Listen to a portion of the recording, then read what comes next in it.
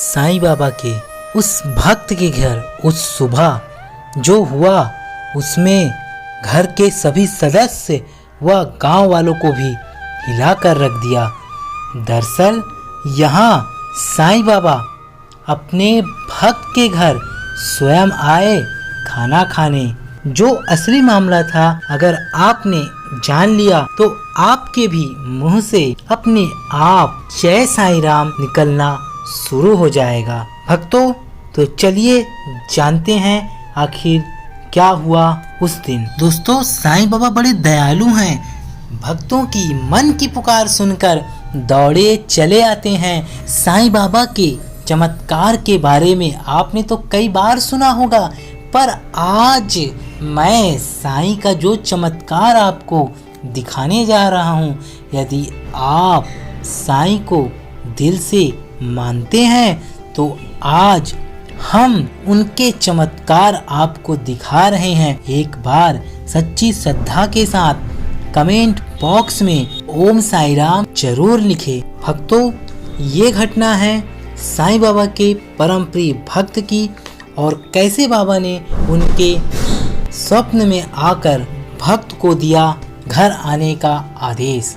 तो चलिए वीडियो शुरू करते हैं। भक्तों, सन 1917 में होली पूर्णिमा के दिन हेमांड पंत को एक स्वप्न हुआ।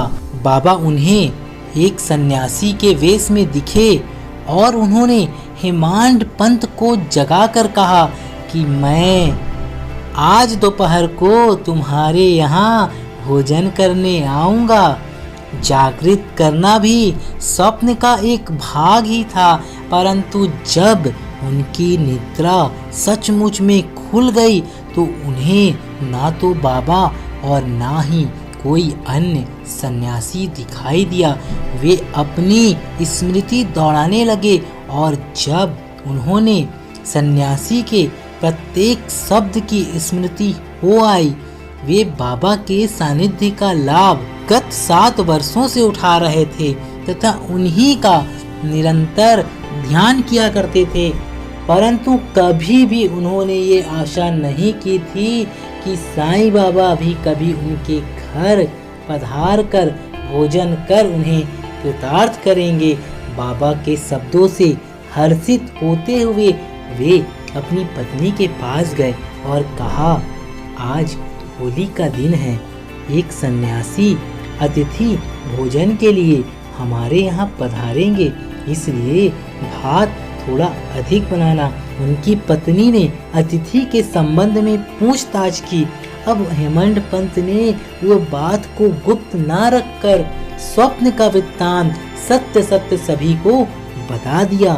तब वे संदेह पूर्वक पूछने लगी कि क्या यह भी कभी संभव है कि वे शिरडी के उत्तम भोजन त्याग कर इतनी दूर बांद्रा में अपना रूखा सूखा भोजन करने को क्यों पधारेंगे।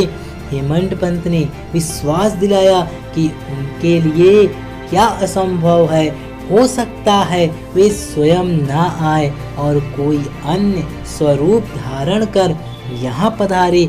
इस कारण थोड़ा अधिक भात बनाने में हानि ही क्या है। इसके उपरांत भोजन की तैयारियां प्रारंभ हो गई। होलिका पूजन प्रारंभ हो गया और दोनों ओर पत्तले बिछाकर घर के आंगन में रंगोली डाल दी गई और 2 पंक्तियां बनाई गई और बीच में उस अतिथि मतलब साईं बाबा के लिए स्थान छोड़ दिया गया। घर के सभी सदस्य, दामाद इत्यादि ने अपना अपना स्थान ग्रहण कर लिया और अब भोजन भी चालू हो गया था। जब भोजन चालू हो गया तो प्रत्येक व्यक्ति को उस अतिथि की उत्सुकता पूर्वक राह देख रहे थे। जब शाम हो गया, कोई भी नहीं आया, तब घर का दरवाजा बंद कर अन्न शुद्धि के लिए घृत वितरण हुआ, जो कि भोजन प्रारंभ करने का संकेत है। जब सब कार्य हो गया और खाना खाने के लिए सभी बैठने ही वाले थे, तभी सीढ़ी पर किसी की स्पष्ट आहट आने लगी। हेमंत पंत ने शीघ्र उठकर साकल खोली और 2 व्यक्ति अली मोहम्मद और मौलाना इम्मू मुजावर को द्वार पर खड़े हुए पाया। इन लोगों ने जब देखा कि भोजन परोसा जा चुका है और केवल प्रारंभ करना ही शेष है, तो उन्होंने विनीत भाव में कहा, आपको बड़ी असुविधा हुई, इसके लिए हम क्षमा प्रार्थी हैं।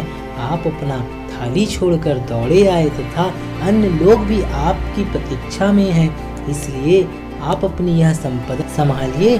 और ऐसा कहकर उन्होंने कागज के पत्रों में लिपटा हुआ एक पैकेट निकालकर उन्हें दे दिया। कागज के आवरण को ज्यों ही हेमंत पंत ने हटाया तो उनके बाबा का एक सुंदर बड़ा चित्र देखकर महान आश्चर्य हुआ और वे द्रवित हो गए। उनके आंखों से आंसुओं की धारा बहने लगी और पूरे शरीर में रोमांच हो आया। उनका मस्तक बाबा के श्री चरणों में झुक गया। वे सोचने लगे कि बाबा ने इस लीला के रूप में ही मुझे आशीर्वाद दिया है। यह मनोहर चित्र कहाँ से प्राप्त हुआ, ये सभी घटना हम अगले वीडियो में आप लोगों को बताएंगे। अब हेमंत पंत ने साईं बाबा की वह तस्वीर को खाने के स्थान पे जहाँ पर उन्होंने उसकी जगह छोड़ी थी रखी और नैवेद्य अर्पण करके सभी भक्तों ने बाबा के चमत्कार को माना और सभी ने भोजन प्रारंभ किया। तो क्या लगता है आपको, क्या बाबा ने अपने वचन पूर्ण नहीं किए? अब तो अगर साईं ने स्वप्न में कहा है कि वे आएंगे तो वे जरूर आएंगे और बाबा अपने भक्तों के सारे मनोकामना पूर्ण करते हैं। आप लोगों को यह वीडियो कैसा लगा हमें कमेंट करके जरूर बताइएगा।